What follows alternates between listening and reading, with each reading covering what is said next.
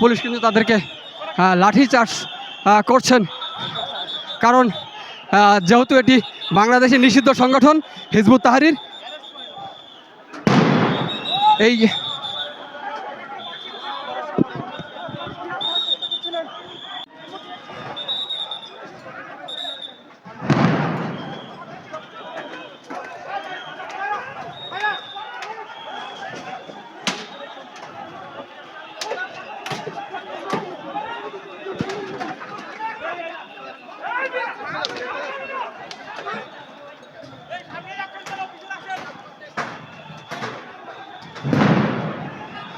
আপনারা কিন্তু দেখছেন বর্তমান থমথমে অবস্থা বিরাজ করছে, যেহেতু এটি নিষিদ্ধ